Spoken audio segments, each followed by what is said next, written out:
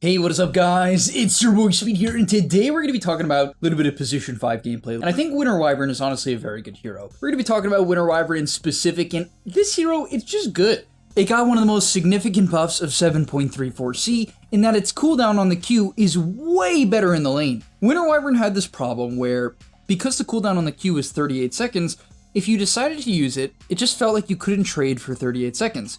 If you skilled Arctic Burn, you had this huge downtime, right? If you skilled your W, you pushed the wave if you wanted to harass. And therefore, it didn't really feel like there was a great option for laning. However, now, Arctic Burn is a 26-second cooldown from its previous 38. A massive buff. And so yeah, this hero's a better laner than ever.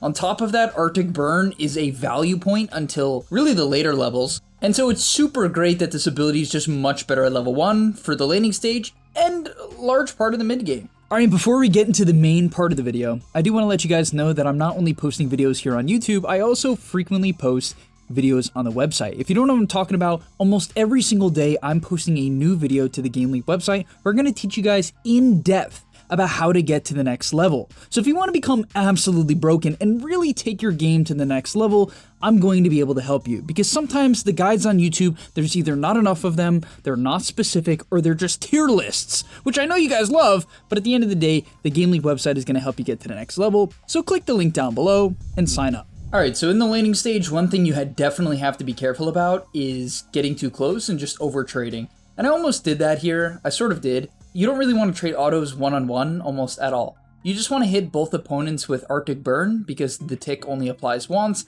and then use the remainder of the attack range bonus from the Q to hit the position 4. I wouldn't overthink it very much, basically hit the 4 and hit the offlaner, and then look to try to unblock the pull. Right? I definitely think this is a hero where you want to have a pull as often as you can, and the reason why is, well, your harass, even though it is way better now, just still isn't top tier. And so you'll notice I'm going to use my Q, once again, get good pressure on the Furion during the Q, and then back off.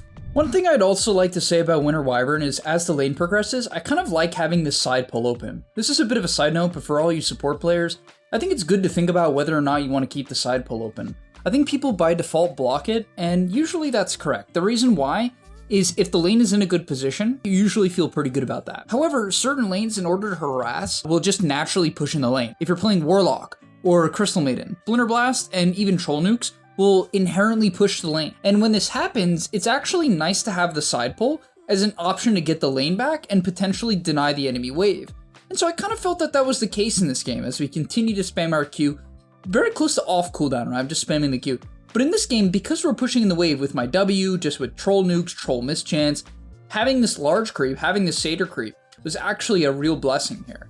Right, so that's just something to keep in mind. I actually thought that this was a very lane-winning pull, because if I had to go unblock the small and then pull a small, it just wouldn't have done as much. Instead, I was able to get rid of 3 creeps from the Timber. I don't even know if he gets the 4th. Yeah, he doesn't. So I was able to deny an entire wave from Timbersaw in a situation where, you know, I wouldn't have been able to if I had blocked the small camp. On top of that, then I stacked the small camp, and in my opinion, this is the best way to sort of just dominate the lane. Get good at spamming your Q and buy enough regen. Plenty of regen to make sure that I can pressure this Timber infinitely. It might not seem like a lane where you can pressure Timber, but we sort of just can, because Arctic Burn will tick him down when he's high on health. And as a result of the pressure from earlier, we were able to get a nice double kill with the rotation from Lesh. And then yeah, from there, I'm able to pull the side pull. I could have, maybe you could argue I should go and contest the rune. I think that's definitely a fair argument. However, at the same time, denying an entire creep wave from Timber is like absurdly high value. On top of that, I can pull the lane again if he doesn't realize what's happening. And the lower MMR you go, the more people don't realize what's happening. I also ping my carry and I basically tell him like, hey, Timber's gonna come over here, like come zone the guy, right? Basically zone him off the small camp, farm the small camp, and we're gonna feel great. So we deny 2 full waves in a row. And now if you look at Timber CS, this is what happens. This is why I don't get why support players don't put a priority on these stack pulls. They're like so broken if the offlaner doesn't realize what's happening. And of course, if you get your safe laner to push the lane, or if you push the lane and then you go do it, it's very likely to succeed. So keep that in mind. The next thing to do as a support is stack. I can't stress this enough, guys. Like, I'm not even a support player, and yet I'm quite good about stacking. And it's just crazy how like little priority supports still put on it. I know my troll is going Fury this game, and as a result, as he feeds, oh, wow. But I know when he hits Fury, if I give the guy stacks, it's just going to make his game 10 times better. Or if my Leshrac is having a tough game or just decides to be extremely greedy, it can enable his game as well. And so yeah, stacks are just broken. They give way too much XP and gold to just everyone, right? You get a percentage of the XP and gold from the stacks.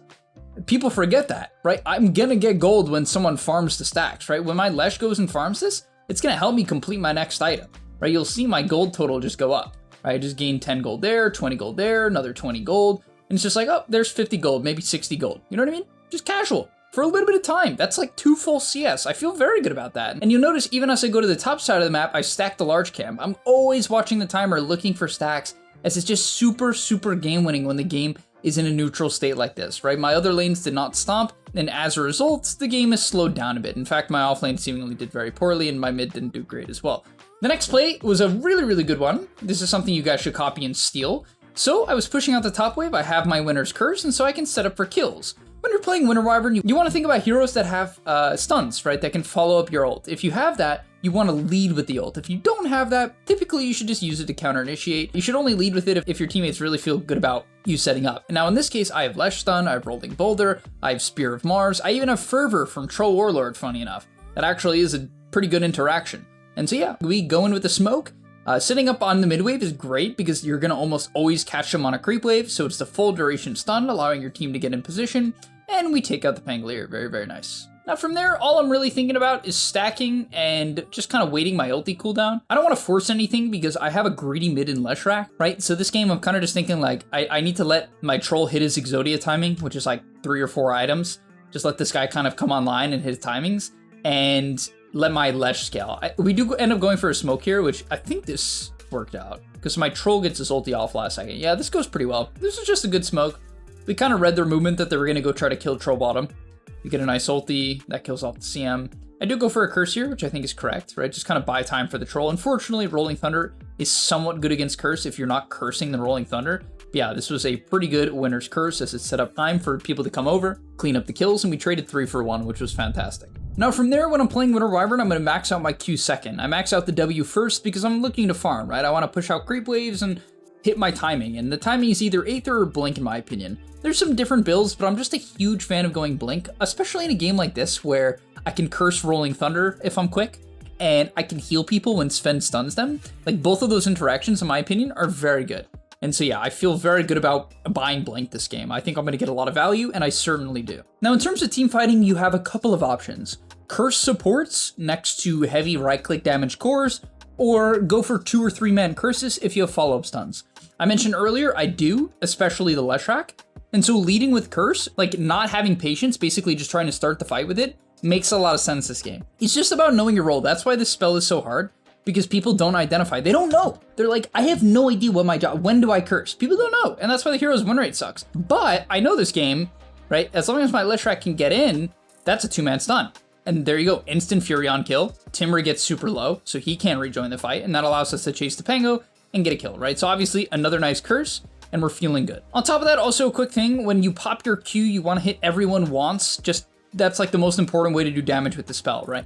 So when I go in, I want to hit the Furion, and then I want to hit Timber. Until you notice, I hit both of them, and that's going to get the Arctic Burn going eventually, and do a lot of damage. And honestly, I don't even know what the enemy is thinking here, but this is why Wyvern is such a good solo queue support for you guys. If you learn how to find these gaps, eventually you just carry the team fights. There's nothing else to say besides I'm carrying this team fight, right? Troll goes in, I barely hit the 2-man curse. Sven was just so close to not getting hit by that, but we hit him.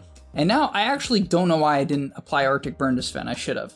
So that was the main thing I did wrong here. I should have hit Sven. I guess I wanted to make sure Pango died, so I was really right-clicking him to death, but I should have hit the Sven once. It just does so much damage. 10% of their max health for 5 seconds. It's usually going to do about 30% of their max health because it does less damage the lower health they get, right? Because it does damage based on their current HP, not their max health. And when you have good matchups on Wyvern, when you're against something like, you know, Beastmaster or Sven, where it's incredibly clear on when to use your heal, right? You just use it when they use their stun, right? Because your teammate can't interact with the game anyway, so you might as well heal them then, right? And so I'm going to TB mid in a moment from now. You'll see the fight breaks out. I'm kind of just watching to see, like, where's my team going to go? How psychotic are they going to be?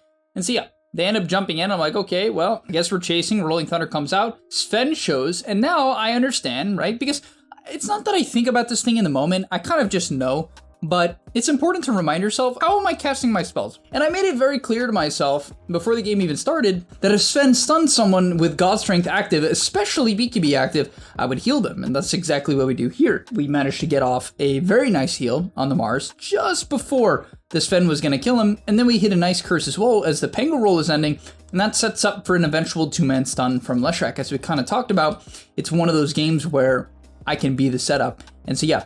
Save the Mars, he actually walks this one off and lives, funny enough. Troll's able to get onto the backline, find the Furion, and we're able to kite out the Sven, and the CM is done. But time and time again, you can see the value of Wyvern. Now, I will admit, a bit of a disclaimer, guys, this is a great Wyvern game. One of my favorite combos in Dota is actually Winter Wyvern Leshrac, because Leshrac's ultimate continues when you heal him, and that's very cool, right? The heal in general is good, the slows are good, and then of course the ultimate is insanely good at counter-initiating, right? Leshrac baits people to clump up when they try to all-in him, and then you curse, and then he follows up with a stun. It's like an insanely good combo with ridiculous amounts of synergy. However, in every game you're not going to have that, and so you do have to know the differences. And just so you guys have a general idea, as I said, if you don't have these sort of follow-up stuns, the best thing you can do is burn people's BKBs, right? Just straight up curse BKBs. It's very powerful and very effective, especially against heroes like PA and Sven that very much rely on it to have impact in the team fight, Troll being another good example.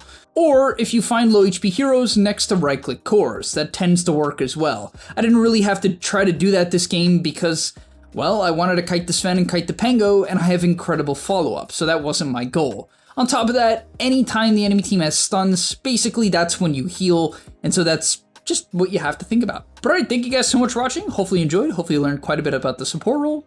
I wanted to focus a good amount on spell casting in today's video, also the laning stage I wanted to highlight, so hopefully you guys have a pretty clear idea of what you can do in your next pub to play a little bit better, or a lot of bit better, and I'll see you in the next one. Peace! And that's all, but remember, before you leave, come on, before you tune out, subscribe to the Game Leap website where we are going to help you get to the next rank. If you're stuck, click the link down below, and I'm out. Peace.